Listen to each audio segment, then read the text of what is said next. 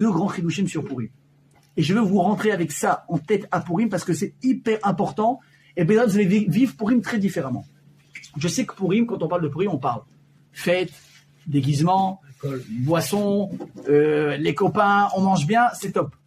Si vous saviez le jour important que c'est, mais là, moi, c'est le nombre de fois où j'ai assisté à des cours, on dit, si vous savez ce Purim, ce que ça vaut, vous ferez pas Purim comme ça, mais tu m'expliques pas ce que c'est Purim. Moi, je vais vous expliquer ce que c'est. Est-ce que déjà vous savez pourquoi est-ce qu'on appelle dans l'histoire Mordechai, comment on l'appelle Mordechai Yehudi. Est-ce qu'il y a quelqu'un d'autre qui s'appelle Yehudi dans l'histoire? Moshe, comment on l'appelle Moshe? Rabbeinu. Yosef, ok. Shmuel, Navi. Chacun a donné un titre qui sonne. Tu vois, il a un dan. Un tzaddik, un navi, un machin. Qu'est-ce qu'on dit à Mordechai? Yehudi. Mais baba, c'est Sanhedrin. Dis-lui chacham. Dis-lui tzaddik.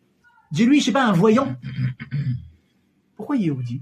Depuis quand le Yehudi, je sais pas, ça veut dire une force, je sais pas. Avraham Avinu, bon, on l'appelait Avraham Ivri à l'époque, mais ça c'était les autres qui l'appelaient comme ça. Il remplissait sa fonction de juif, vraiment. Et les autres non. Les Chachamim de l'époque. Avec Mordechai, il y a un accomplissement. Ouais, écoute. Oui, je t'écoute. Peut-être qu'il a un Mohamed Ben Israël, même Shaya. Ah, tu vas voir. Tu vas voir pourquoi. Alors écoute bien ce que tu viens de dire. Pourquoi est-ce qu'on appelle Mordechai Yehudi? Pour répondre à la question, je passe, Rabotai, au deuxième chidouche. Purim, nous dit Chazal, que quand on va venir le Bet Mashiach, Adid, les Idbatel Kol HaChagim, Chutz mi Purim. Toutes les fêtes à Vin Mashiach vont s'annuler, à part Purim. Pesach, Deoraita. Shavuot, Deoraita. Sukkot, Deoraita, ça saute. Une fête des Rabbanan, Chachamim qui l'ont instituée, ça reste. Non, Hanouka aussi, ça va bouger. Hanouka, c'est pas Purim. Moi, je te cite. Purim, c'est la chose qui va rester. Comme par exemple les Teilim, vous savez quand on dit que les Teilim vont être effacés, enfin, à part un, lequel? Mizmor les Toda. Ça, c'est un truc qui bougera jamais. Rabotai, qu'est-ce qu'il a pour Purim spécial? Il a dit le Rav à la synagogue Shabbat, Rav Uri, une bombe atomique. Il a dit, tu prends Purim, Rachetevot, Pesach, Vav, Vesukot, Resh, Rosh Hashanah, Yud, Yom Kippourim, même Matan Torah. Purim englobe toutes les fêtes de l'histoire juive. Bon, ça c'est beau, c'est une gamatria, on l'a fait. Maintenant, on va aller plus loin. Pourquoi? Quel rapport? Et qu'est-ce qu'il dit la Gemara? Yom Kippourim, écoutez bien ce que je vous dis. Kippourim. Yom Kippourim, c'est quoi?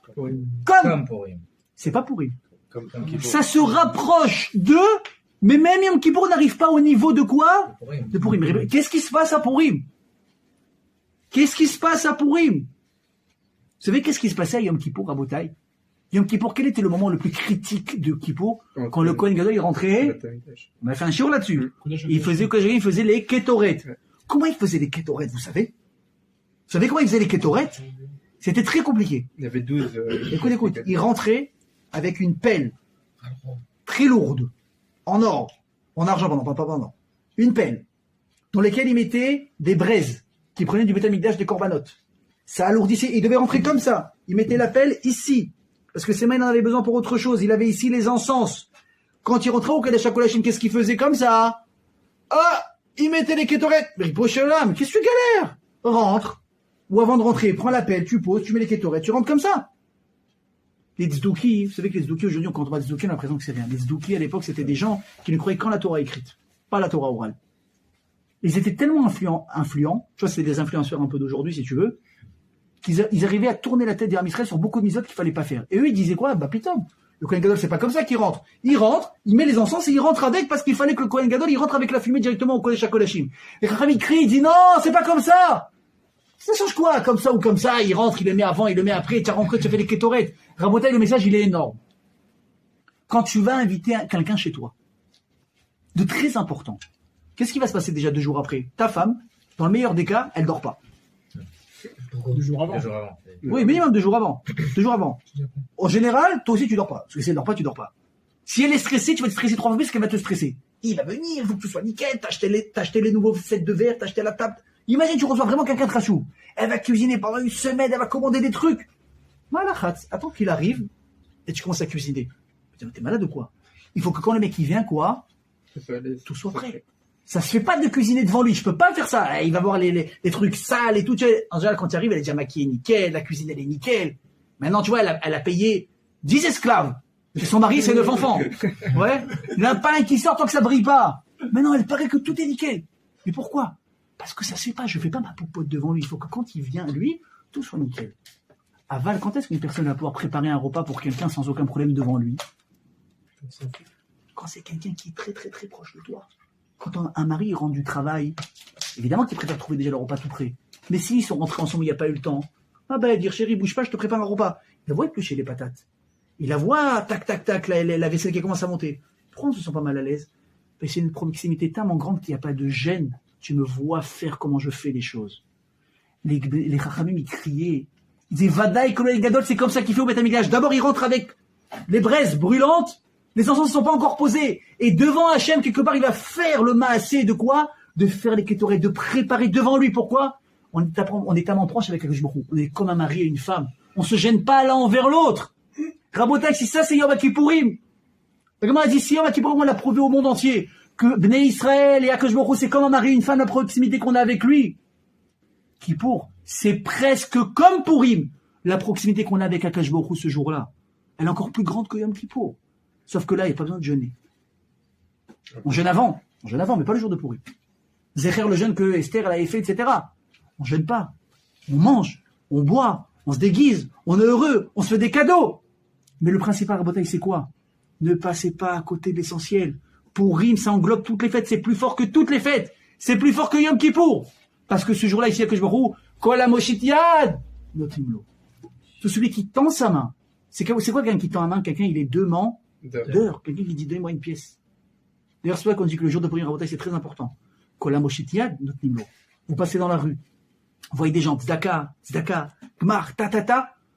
Préparez le coup. Ceux qui ont beaucoup de moyens, préparez les billets. La couleur, je vous laisse la choisir. Ceux tu me dis, écoute, moi, je peux pas distribuer des billets à tous ceux que je vais croiser. Tu prépares des pièces. Il y a aucun, mais attention.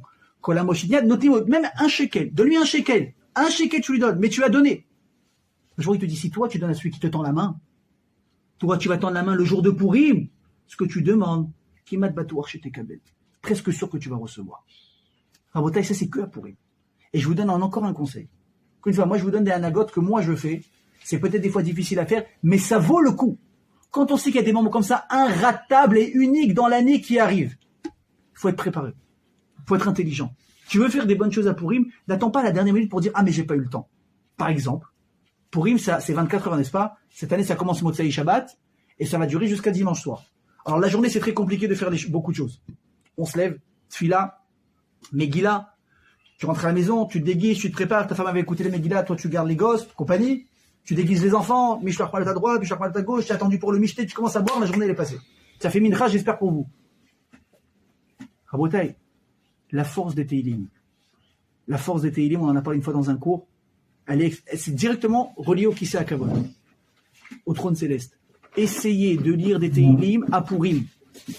Vous voulez des Yeshuot, vous voulez le mariage, la Parnassa, le Shalom Bayit, vous voulez enfin sortir de certaines galères, donnez de vous-même.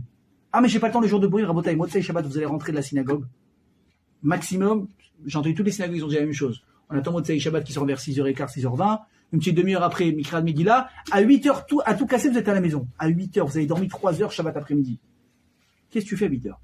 Rabotai, je vous donne un conseil. Asseyez-vous, lisez des Teilim. Je vous en supplie, rendez-vous service à vous-même. Lisez des Teilim le soir de Pourim Moutar, quand des soirs comme Pourim, c'est autorisé. Et vous allez déchirer les cieux. Tu as Akadosh Baruch Hu.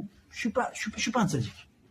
Je suis pas un tzaddik, je connais pas grand chose. Je fais simplement, je répète comme un perroquet ce que le Rav il a dit dans le cours. Je lis des Teilim.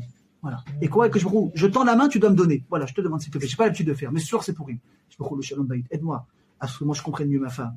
Et qu'elle me comprenne mieux. Que je puisse être à l'écoute de mes enfants, que je puisse travailler peu, gagner beaucoup, donne-moi plus de Hatzlacha dans les Torah. Laisse-moi te montrer que je peux m'approcher de toi, mais juste donne-moi au moins l'opportunité de te prouver les choses. Je vous en prie, ne passez pas Pourim à boire, à rigoler. C'est un moment qui ne reviendra pas. Ça dure 24 heures, c'est une course contre la montre. Pourim, c'est plus fort que Yom Kippour, le jour du Kodesh HaKodashim, une fois dans l'année. Bezrat Hashem, qu'on soit conscient de ça.